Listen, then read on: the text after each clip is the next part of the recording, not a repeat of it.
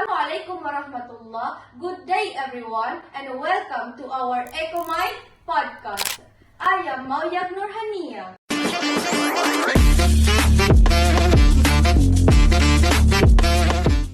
Today, we are going to talk about something very important and personal to us as Maranao people, our identity.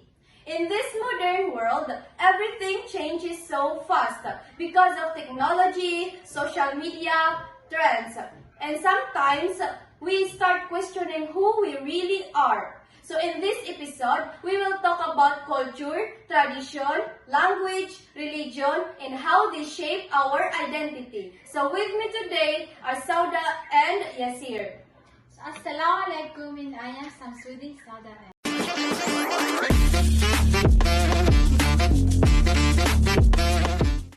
Assalamualaikum and I am Yasir Ganasi.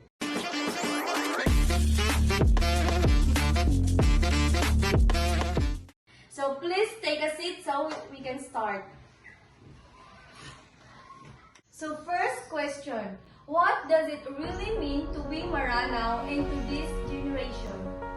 So for me, being Maranao is not just only about your origin or where you were born. It's also about how you carry yourself every day, how you treat your family, and how you respect elders. And also, it's about how you represent yourself even in modern environment. So, how about you, Yasir? Yeah, I agree and honestly, I think identity is not just something you just say. It is you actually show it through your action and even a small things like how you speak or how you react to situation or behave really reflect who you are. So even yung mga small manners is it's truly represent for being who you are or your identity. So basically, it's not just a level, it's a lifestyle. So next question, do we really need or do you really think Maranao identity is only about culture? So for me, it's not only about your culture. It's only about your identity, values, behavior, and mindset. Kasi if two people came from same culture, they can still express their identity based on how they live or depending on how they live. Yeah, identity is a more like combination of everything, like culture, personalities, and belief and experiences. So it grow with you over time. Exactly, it's not fixed. It's about or it's depend on how you grow up as a person. How important is Maranao language in shaping identity? So the Marano language is very important, and because it carries our history and culture. So it's not just communication; it is also emotions and meaning that are unique to us. Yes, and when you speak it, it feels like nakakonekta ka pa rin yung sa mga ninuno mo or yung mga sinaunang kataas-taasan natin. So, Mga ancestors. yes, so it feels like you are still continuing what is being started before us. So, True, mas personal siya compare sa pag-aaral lang sa book. Okay, so what happens if we slowly lose our language, the Maranao language? so for me, if we lose the language or our language, hindi lang yung words yung nawawala.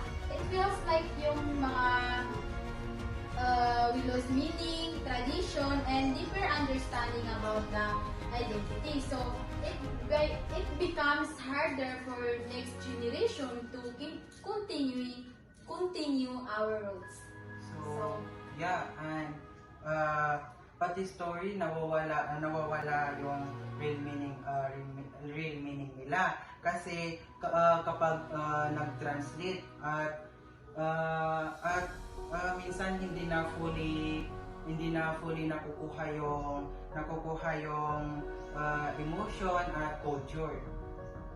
So it's like the culture becomes still alive.